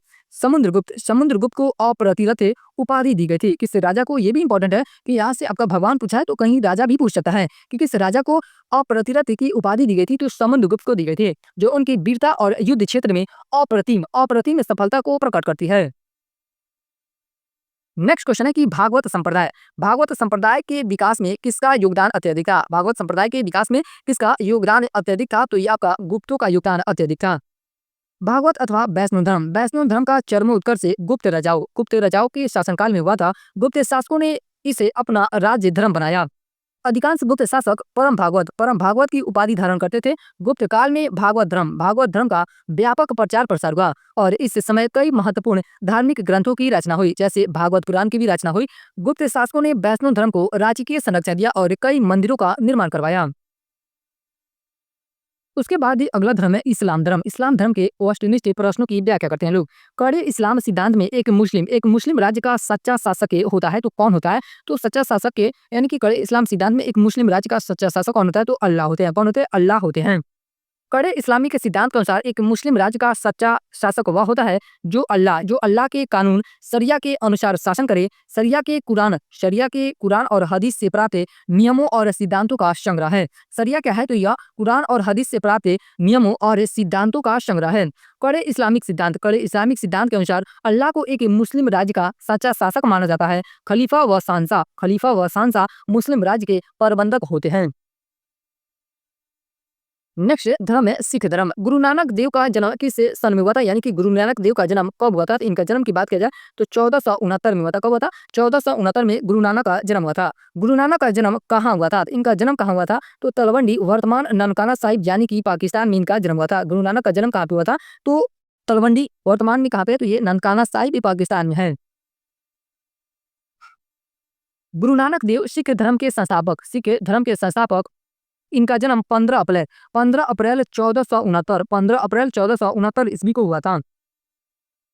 1469 को ननकाना साहिब पाकिस्तान में हुआ, जिसे पहले राय भोई की तलवंडी कहा जाता था। उन्होंने एक ओंकार का सिद्धांत प्रतिपादित किया। यहाँ से भी क्वेश्चन बन सकता है कि एक ओंकार का सिद्धांत किसके द्वारा प्रतिपादित किया गया था, तो गुरु नानक देव के द्वारा प्रतिपादित किया गया था, जो सिख धर्म का मूल है। उनका संदेश से समानता भक्ति और सत्य पर आधारित था। यह सिखों के प्रथम गुरु थे। जो गुरु नानक देव थे ये सिखों के प्रथम गुरु थे। पांचवें गुरु अर्जुन देव थे। पांचवें गुरु कौन थे, तो गुरु अर्जुन देव थे। 10वें गुरु गोविंद सिंह थे। नेक्स्ट क्वेश्चन है कि सिख पंथ के पवित्र ग्रंथ गुरु ग्रंथ साहिब का संकलन किया था, तो किसके द्वारा किया गया था, तो गुरु अर्जुन देव के द्वारा गुरु ग्रंथ साहिब का संकलन किया गया था। सिख पंथ के पवित्र ग्रंथ गुरु ग्रंथ साहिब का संकलन पांचवें सिख गुरु गुरु अर्जुन देव ने किया था। इससे पहले आदि ग्रंथ के नाम से जाना जाता था। 1604 में हर मंदिर साहिब में इसकी स्थापना की गई। गुरु अर्जुन देव को मुगल सम्राट जहांगीर ने शहीद कर दिया था। ये भी लाइन इंपॉर्टेंट है कि गुरु अर्जुन देव को किस मुगल शासक के द्वारा शहीद किया गया था या मार डाला गया था, तो जहांगीर के द्वारा। बाबा बुद्ध को गुरु ग्रंथ साहिब का पहला ग्रंथी या रखवाला नियुक्त किया गया। नेक्स्ट क्वेश्चन है कि सिख धर्म के 10वें और अंतिम गुरु कौन थे। सिख धर्म के 10वें और अंतिम गुरु गोविंद सिंह थे। कौन थे, गुरु गोविंद सिंह थे। सिख धर्म के 10वें और अंतिम गुरु गोविंद सिंह थे। कौन थे, गुरु गोविंद सिंह थे। इनका जन्म 1666 ईस्वी में पटना साहिब बिहार में हुआ था। कहाँ भी हुआ था इनका जन्म, तो पटना साहिब बिहार में हुआ था। इन्होंने 1699 1699 में खालसा पंथ की स्थापना की। ये भी लाइन बहुत इंपॉर्टेंट है कि खालसा पंथ की स्थापना किसके द्वारा की गई थी, तो गुरु गोविंद सिंह के द्वारा खालसा पंथ की स्थापना की गई थी। इनकी मृत्यु 1708 ईस्वी में नांदेड़ महाराष्ट्र में हुआ था। नांदेड़ कहाँ पे है, तो महाराष्ट्र में। गुरु गोविंद सिंह के द्वारा पुरुषों को सिंह की उपाधि, पुरुषों को सिंह की उपाधि एवं महिलाओं को कौर की उपाधि दी गई थी। इसलिए आपके देखेंगे कि पंजाबी लोग आपका पुरुषों में सिंह की उपाधि लगाते हैं और ये महिलाओं में आपका कौर की उपाधि लगाते हैं। नेक्स्ट क्वेश्चन है कि गुरु गोविंद सिंह की माता का नाम क्या था। गुरु गोविंद सिंह की माता का नाम क्या था, तो इनकी माता का नाम गुजरी देवी था। क्या था, गुजरी देवी इनकी माता का नाम था। गुरु गोविंद सिंह सिखों के 10वें और अंतिम गुरु थे। इनकी माता का नाम गुजरी देवी, इनकी माता का नाम गुजरी देवी और पिता का नाम श्री गुरु तेग बहादुर था। इनके पिता का नाम क्या था, तो श्री गुरु तेग बहादुर था। 1699 में बैसाखी के दिन उन्होंने खालसा पंथ की स्थापना की थी। खालसा पंथ की स्थापना किसके द्वारा की गई थी, तो गुरु गोविंद सिंह के द्वारा की गई थी, जो सिख इतिहास का सबसे महत्वपूर्ण दिन माना जाता है। नेक्स्ट क्वेश्चन है कि गुरु गोविंद सिंह की रचनाओं का संपादन किस पुस्तक में किया गया है। गुरु गोविंद सिंह की रचनाओं का संपादन किस पुस्तक में किया गया है, तो दशम ग्रंथ में। किसमें, दशम ग्रंथ में इनकी रचनाओं का संपादन किया गया है। दशम ग्रंथ सिख धर्म का एक पवित्र ग्रंथ है। इसमें गुरु गोविंद सिंह की रचनाएं शामिल है। यह ग्रंथ 18वीं शताब्दी में संकलित किया गया। दसम ग्रंथ में गुरु गोविंद सिंह की कविताएं, कहानियां और धार्मिक ग्रंथ शामिल है। दसम ग्रंथ ब्रज भाषा, पंजाबी, हिंदी और फारसी में लिखा गया है। यह जो पुस्तक है किस भाषा में लिखा गया है, तो ब्रज भाषा में भी लिखा गया है, पंजाबी में भी लिखा गया और हिंदी और फारसी भाषा में भी लिखा गया है। नेक्स्ट क्वेश्चन है कि आपका निम्नलिखित में से किसने गुरु ग्रंथ साहिब को सिख धर्म का एक पवित्र ग्रंथ और सिखों के अस्थायी गुरु का दर्जा घोषित किया। तो जो गुरु गोविंद सिंह थे, इन्होंने ही आप सिखों के अस्थायी गुरु का दर्जा घोषित किया था। 10वें सिख गुरु गुरु गोविंद सिंह ने गुरु ग्रंथ साहिब को सिखों का अस्थायी गुरु घोषित किया था। सिखों का अस्थायी गुरु किसके द्वारा घोषित किया गया था, गुरु ग्रंथ साहिब को तो गुरु गोविंद सिंह के द्वारा। गुरु ग्रंथ साहिब में गुरुओं के उपदेश शामिल है, जिन्हें गुरबानी कहा जाता है। गुरु ग्रंथ साहिब गुरुमुखी में लिखा गया है। किसमें लिखा गया है, तो गुरुमुखी लिपि में लिखा गया है। किस लिपि में लिखा गया है, तो गुरुमुखी या गुरुमुखी लिपि में लिखा गया है। नेक्स्ट क्वेश्चन है कि 1699 ईस्वी में किसने खालसा पंथ की स्थापना की थी, तो गुरु गोविंद सिंह के द्वारा खालसा पंथ की स्थापना की गई थी। गुरु गोविंद सिंह ने 13 अप्रैल 1699 को बैसाखी के दिन आनंदपुर साहिब में खालसा पंथ की स्थापना की। उनका जन्म 1666 ईस्वी में पटना साहिब में हुआ था और 1708 ईस्वी में नांदेड़ महाराष्ट्र में उनकी मृत्यु हुई। वे सिखों के 10वें और अंतिम गुरु थे। नेक्स्ट क्वेश्चन है, उसके बाद है नेक्स्ट क्वेश्चन कि सिखों के 10वें गुरु गुरु गोविंद सिंह का जन्म हुआ था, तो यानी कि इनका जन्म कहाँ हुआ था, इनका जन्म पटना में हुआ था। कहाँ पे हुआ था, इनका जन्म पटना में हुआ था। सिखों के 10वें एवं अंतिम गुरु का जन्म 1666 ईस्वी में पटना साहिब में हुआ था। कहाँ पे हुआ था, पटना साहिब में हुआ था। इन्होंने 1699 ईस्वी में खालसा पंथ की स्थापना की थी। खालसा पंथ की स्थापना कब की गई थी, तो 1699 ईस्वी में की गई थी। इनकी मृत्यु 1708 ईस्वी में, इनकी मृत्यु यानी कि अंतिम गुरु जो थे गुरु गोविंद सिंह, उनकी मृत्यु 1708 ईस्वी में नांदेड़ महाराष्ट्र में हुई। गुरु गोविंद सिंह ने 5 ककार की शुरुआत की। जैसे यानी कि जो ककार होते हैं उसे देखते हैं लोग, तो जैसे ये 5 ककार कौन कौन से, जैसे कि केस रखना यानी कि बड़े बड़े बाल रखना, उसके बाद है कृपाल रखना, कड़ा पहनना, कंघा रखना और कच्छा पहनना। ये 5 क्या थे, ये 5 एक ककार थे। नेक्स्ट क्वेश्चन है कि सिखों के 10 गुरुओं में से 5वें गुरु कौन थे। सिखों के 10 गुरुओं में से 5वें गुरु कौन थे, तो गुरु अर्जुन देव थे। कौन थे, गुरु अर्जुन देव थे। गुरु अर्जुन देव सिखों के 5वें गुरु थे। कौन गुरु थे, 5वें गुरु थे और उन्होंने आदि ग्रंथ की रचना की थी, जिसे बाद में गुरु ग्रंथ साहिब के नाम से जाना गया। यानी कि जो आदि ग्रंथ था उसी ग्रंथ को बाद में गुरु ग्रंथ साहिब के नाम से जाना गया। खुसरो को समर्थन देने के कारण मुगल सम्राट जहांगीर ने 1606 ईस्वी में गुरु अर्जुन देव को मृत्यु दंड दे दिया। नेक्स्ट क्वेश्चन है कि गुरु गोविंद सिंह की शिक्षा कहाँ हुई। गुरु गोविंद सिंह की शिक्षा कहाँ हुई और उन्होंने पर्शियन कहाँ सीखी, यानी कि पर्शियन जो सीखे थे, पर्शियन भाषा वह कहाँ सीखे थे, तो ये पटना में ही सीखे थे। कहाँ पे, पटना में सीखे थे। गुरु गोविंद सिंह का जन्म 1666 ईस्वी में बिहार के पटना में हुआ था, यानी कि पटना साहिब में हुआ था। उन्होंने आनंदपुर साहिब में शिक्षा पाई और फारसी सीखी थी। आपका फ़ारसी को इंग्लिश में पर्शियन बोला जाता है, तो फ़ारसी सीखी थी और 1699 में बैसाखी के दिन उन्होंने खालसा पंथ की स्थापना की। खालसा पंथ की स्थापना इनके द्वारा कब की गई थी? तो 1699 ईस्वी में की गई थी। नेक्स्ट क्वेश्चन है कि मुगलों ने किस सिख को यातनाएँ देकर मार डाला था? तो गुरु अर्जुन देव को। किन्हें मुगलों के द्वारा यातनाएँ देकर मार दिया गया था? तो गुरु अर्जुन देव को। मुगल सम्राट जहांगीर ने 1605 में गद्दी संभाली और खुसरो ने सिंहासन के लिए बगावत की। यानी कि जो खुसरो था यह जहांगीर का बेटा था और इसने सिंहासन के लिए बगावत कर दी। बगावत की और गुरु अर्जुन देव के पास से शरण ली। जो खुसरो था वह गुरु अर्जुन देव के पास से शरण लेने के लिए गया था। इस पर जहांगीर ने 1606 ईस्वी में गुरु अर्जुन देव को गिरफ्तार किया और उन्हें घोर यातनाएं दी और रावी नदी में बहा दिया गया। बाद में रावी नदी के किनारे गुरुद्वारा डेरा साहिब का निर्माण किया गया, जो पाकिस्तान में स्थित है। नेक्स्ट क्वेश्चन है कि गुरु रविदास को दीक्षा किसने ली थी? सॉरी, गुरु रविदास से दीक्षा किसने ली थी? तो गुरु रविदास से बात किया जाए दीक्षा का, तो रानी छाली ने इनसे दीक्षा ली थी। किसने? रानी छाली ने। गुरु रविदास से रानी छाली ने दीक्षा ली। गुरु रविदास जिन्हें रैदास के नाम से जाना जाता है, जो ये रविदास थे इन्हें रैदास के नाम से भी जाना जाता है। 15वीं शताब्दी के एक भारतीय रहस्यवादी कवि संत थे। वह भक्ति आंदोलन के एक प्रतिष्ठित व्यक्ति थे और उनके भजनों और छंदों ने बड़े पैमाने पर लोगों को प्रभावित किया था। नेक्स्ट क्वेश्चन है 13 नंबर क्वेश्चन कर रहा है कि निम्नलिखित में से किन सिख गुरुओं को तत्कालीन शासकों के द्वारा मृत्यु दंड दिया गया था? तो जो गुरु अर्जुन देव थे और जो गुरु तेग बहादुर थे, इन दोनों गुरुओं को मुगल शासक के द्वारा इनकी मृत्यु दंड दे दिया गया था। गुरु अर्जुन देव और गुरु तेग बहादुर को मुगल शासकों द्वारा मृत्यु दंड दिया गया। गुरु अर्जुन देव को जहांगीर के शासनकाल में 1606 ईस्वी में धर्म परिवर्तन के दबाव और राजनीतिक कारणों से शहीद किया गया। और वहीं गुरु तेग बहादुर की बात की जाए तो 1675 में औरंगजेब के आदेश पर सिर काट दिया गया था। नेक्स्ट क्वेश्चन है कि अमृतसर नगर की नींव किसने रखी थी? तो अमृतसर नगर की नींव गुरु रामदास के द्वारा रखी गई थी। किसके द्वारा रखी गई थी? गुरु रामदास के द्वारा रखी गई थी। अमृतसर नगर की नींव सिखों के चौथे गुरु गुरु रामदास के द्वारा रखी गई थी। इनको अमृतसर नगर की स्थापना के लिए 500 बीघा जमीन अकबर के द्वारा दिया गया था। जमीन अकबर ने दान में दी थी। अमृतसर शहर में स्थित स्वर्ण मंदिर का निर्माण सिखों के पांचवें गुरु अर्जुन देव के द्वारा किया गया था।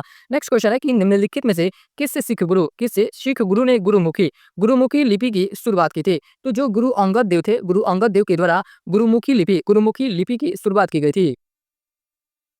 सिख गुरु अंगद देव सिख धर्म के दूसरे गुरु थे। ये जो अंगद देव थे ये सिख धर्म के दूसरे गुरु थे। उन्होंने गुरुमुखी लिपि की शुरुआत की, जो सिख धर्म की प्रमुख लिपि बनी। उनका जन्म 1504 ईस्वी में हुआ था और 1552 में उनका निधन हुआ।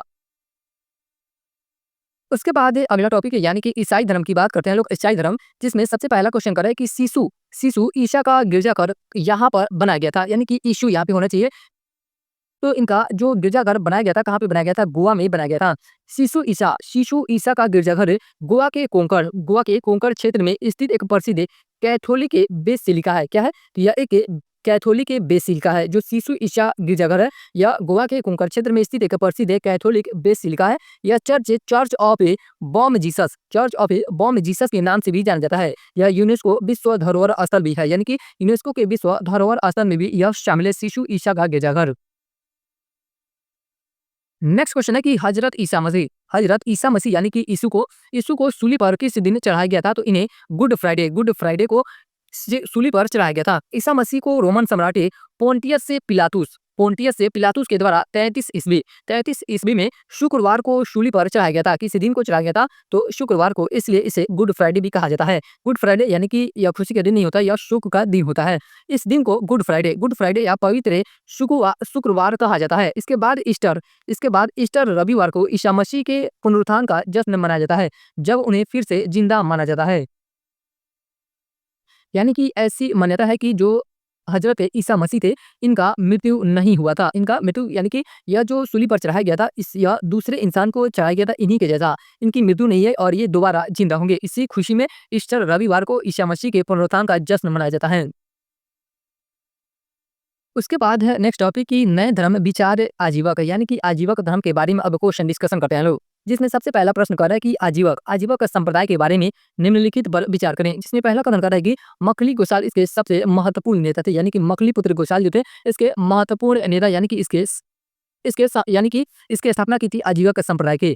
नेक्स्ट है कि दर्शन का केंद्रीय विचार नियति, दर्शन का केंद्रीय विचार नियति था, जो कि भाग ये भी कथन आपका सत्य है। दूसरा कथन कर रहा है कि जाति और वर्ग के आधार पर भेदभाव किया जाता था, तो जाति और वर्ग के आधार पर भेदभाव नहीं किया जाता था, ये आपका गलत हो जाएगा।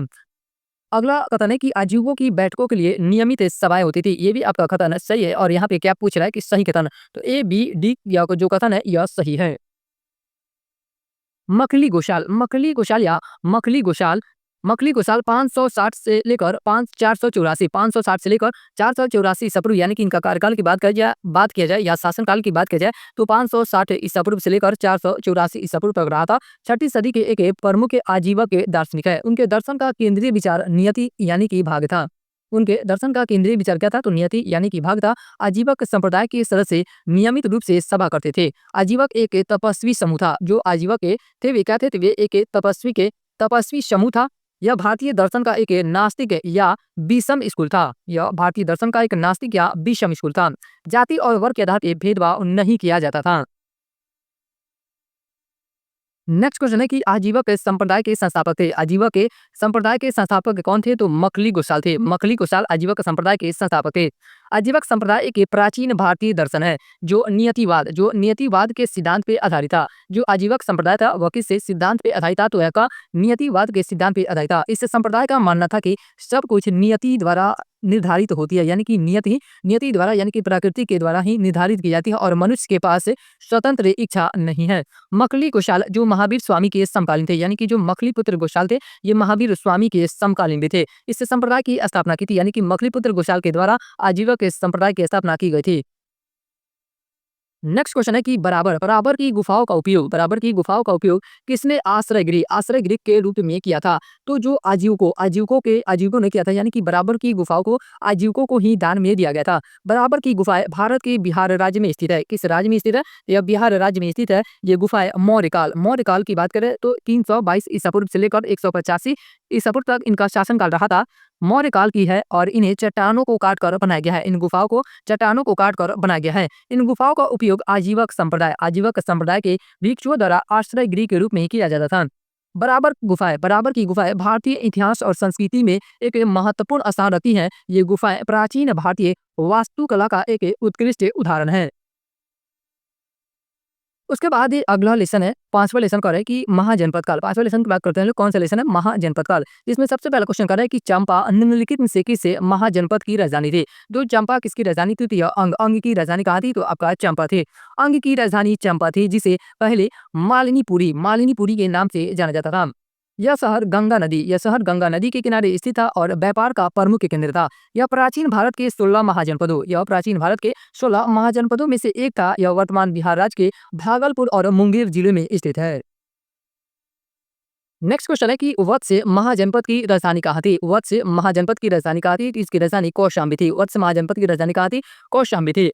वत्स महाजनपद की राजधानी कौशाम्बी थी। यह प्राचीन भारत के 16 महाजनपदों में से एक था। कौशाम्बी वर्तमान में उत्तर प्रदेश राज्य के आधुनिक प्रयागराज यानी कि इलाहाबाद, इसका पुराना नाम था। प्रयागराज का पुराना नाम क्या था, अभी वर्तमान में प्रयागराज हुआ है, पहले इसे इलाहाबाद के नाम से जाना जाता था। तो कौशाम्बी जो है वर्तमान में उत्तर प्रदेश राज्य के आधुनिक प्रयागराज के पास यमुना नदी के तट पर स्थित थी और उस समय की महत्वपूर्ण व्यापारिक और सांस्कृतिक केंद्र थी। नेक्स्ट क्वेश्चन है, तीसरा नंबर क्वेश्चन कर रहा है कि प्राचीन राज्य अवंती की राजधानी कहाँ थी, तो इसकी राजधानी आपका उज्जैन थी। इसकी राजधानी कहाँ हो जाएगी, उज्जैन। इसकी राजधानी हो जाएगी अवंती की। अवंती की राजधानी उज्जैन थी। कहाँ पे थी, उज्जैन थी। 16 महाजनपदों में से एक अवंती साम्राज्य की राजधानी उज्जैन और महिष्मती थी। अवंती को दो भागों में बांटा गया था। अवंती को कितने भागों में बांटा गया था, तो इसे दो भागों में बांटा गया था, उत्तरी अवंती और दक्षिणी अवंती। उत्तरी अवंती की राजधानी उज्जैनी थी और वहीं दक्षिणी अवंती की राजधानी महिष्मती थी। दक्षिणी अवंती की राजधानी महिष्मती थी। यह महाजनपद मध्य प्रदेश के मालवा क्षेत्र में स्थित था। यह जो महाजनपद था यह किस क्षेत्र में उपस्थित था, तो यह मालवा क्षेत्र में स्थित था।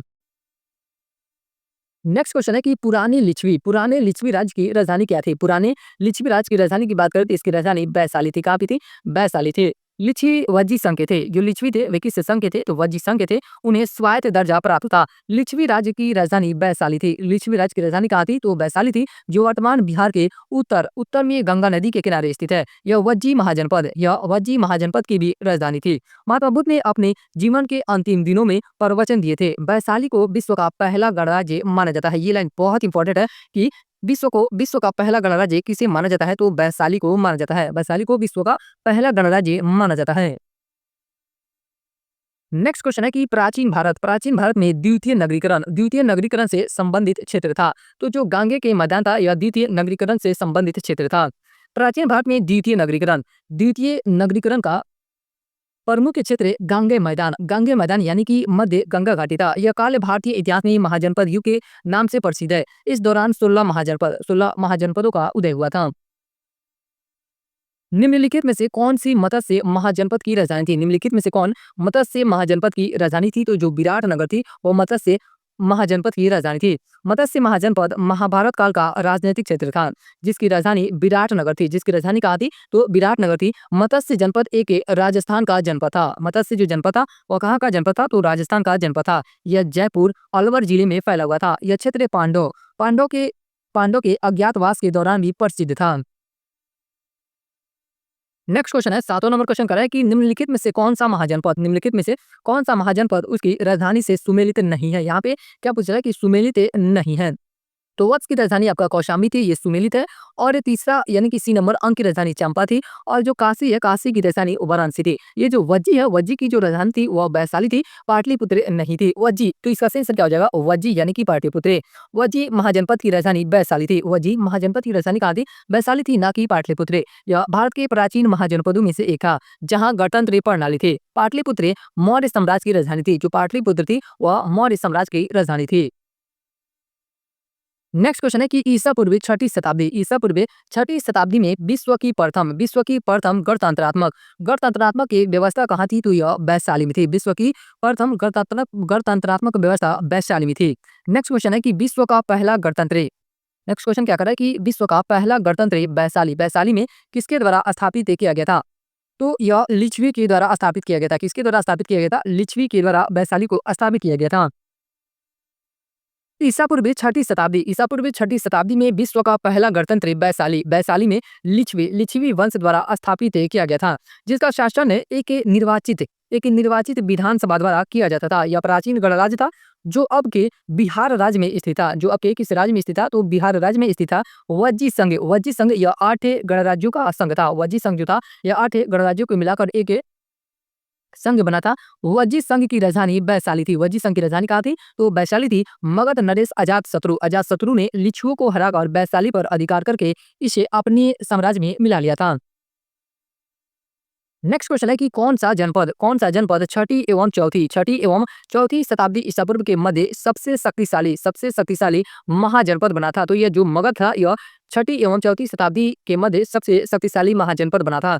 छठी और चौथी शताब्दी ईसा पूर्व के बीच मगध सबसे शक्तिशाली महाजनपद के रूप में उभरा। इसकी राजधानी पाटलिपुत्र थी। इसकी राजधानी कहाँ थी? तो पाटलिपुत्र थी। और यह 16 महाजनपदों में से एक प्रमुख महाजनपद था।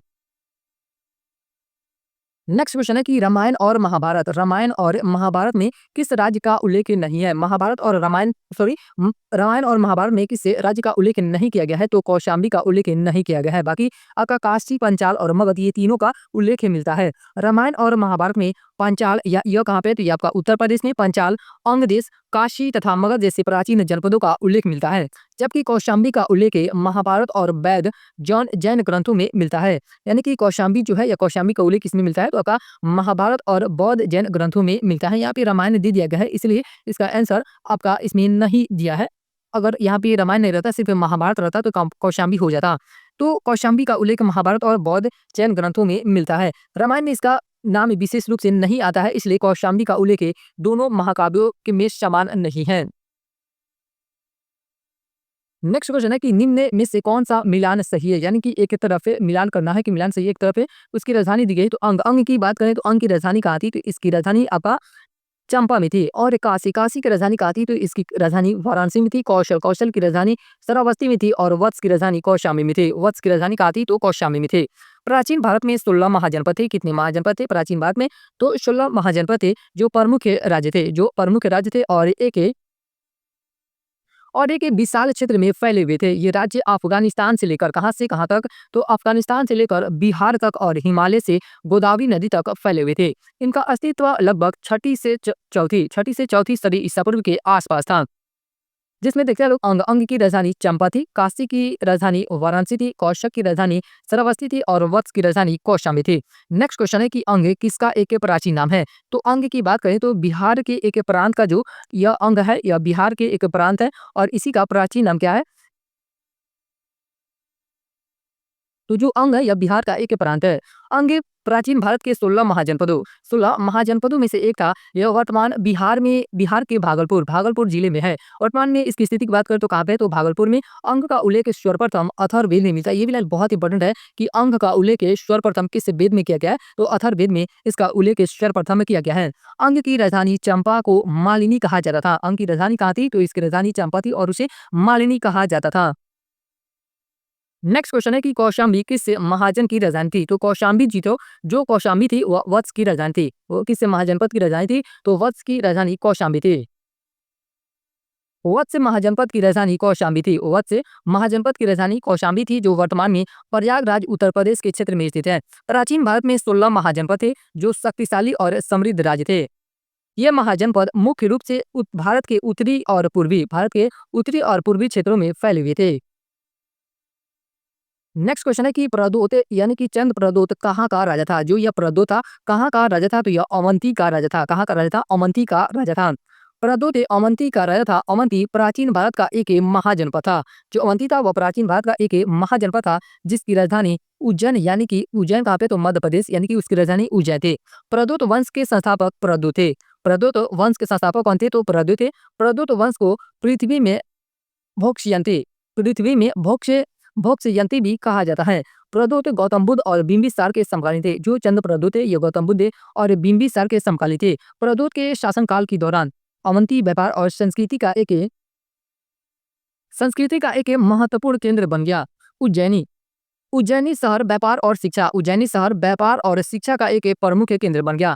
नेक्स्ट क्वेश्चन है कि 16 महाजनपदों की सूची उपलब्ध है। तो 16 महाजनपदों की बात करें, इसकी सूची किस पुस्तक में उपलब्ध है? तो अंगुतर निकाय में इन 16 महाजनपदों की सूची उपलब्ध है। अंगुतर निकाय और भगवती सूत्र एक और पुस्तक है। इन दोनों पुस्तकों में 16 महाजनपदों की सूची उपलब्ध है। अंगुतर निकाय एक महत्वपूर्ण बौद्ध ग्रंथ है। यह सूत पीटक के 5 निकायों में से चौथा निकाय है। अंगुतर निकाय में गौतम बुद्ध और उनके मुख्य शिष्यों के हजारों उपदेश संग्रहित है। अंगुतर निकाय में 16 महाजनपदों की सूची मिलती है। किस पुस्तक में? तो अंगुतर निकाय में 16 महाजनपदों की सूची मिलती है। नेक्स्ट क्वेश्चन है कि वत्स राज स्थित था। जो वत्स राज था यह कहाँ पे स्थित है? तो यह इलाहाबाद के आसपास में स्थित है। कहाँ पे स्थित है? इलाहाबाद के आसपास में स्थित है। वत्स जिसे वात्स के नाम से भी जाना जाता है, प्राचीन भारत के 16 महाजनपदों में से एक था। इसका राज्य आधुनिक उत्तर प्रदेश में प्रयागराज यानी कि इलाहाबाद के आसपास स्थित था। वत्स की राजधानी कौशाम्बी थी। वत्स की राजधानी कहाँ थी? तो इसकी राजधानी कौशाम्बी थी, जो प्रयागराज के पास स्थित एक प्राचीन शहर था। वत्स एक समृद्ध और शक्तिशाली राज्य था। यह व्यापार और संस्कृति का एक महत्वपूर्ण केंद्र था। नेक्स्ट क्वेश्चन है कि निम्नलिखित में से कौन सा महाजनपद आज भारत का अंग नहीं है? तो जो यह गांधार महाजनपद है, यह भारत का अंग नहीं है। यह वर्तमान में कहाँ पे? तो यह पाकिस्तान में है। पौराणिक के 16 महाजनपदों में से गांधार एक महाजनपद था। इसमें वर्तमान पाकिस्तान का पश्चिमी तथा अफगानिस्तान का पूर्वी क्षेत्र था। इसकी राजधानी तक्षशिला थी। गांधार की राजधानी कहाँ थी? इसकी राजधानी तक्षशिला थी। नेक्स्ट क्वेश्चन है कि प्राचीन भारत के 16 महाजनपदों में से एक कौन था? तो ये आपका अंग था। कौन था? अंग 16 महाजनपदों में से एक था। प्राचीन भारत के 16 महाजनपदों निम्न थे। 16 जो महाजनपद थे ये क्या थे? तो निम्न थे। तो देखते हैं कौन कौन से। ये आपका अंग है, दूसरा मगध है, तीसरा वजी है, चौथा काशी, पाँचवाँ वत्स, छठा कौशल या अवध, उसके बाद मल्ल, उसके बाद कुरु, कुरु के बाद पंचाल, पंचाल के बाद वत्स, वत्स के बाद शूरसेन, उसके बाद अवंती, अवंती के बाद चेदी, चेदी के बाद अश्मक या अश्मक, अश्मक के बाद गंधार और कम्बोज। और ये जो चंपा, वैशाली, नालंदा ये सब क्या तो उसकी राजधानियाँ थी यानी कि महाजनपदों की राजधानी थी।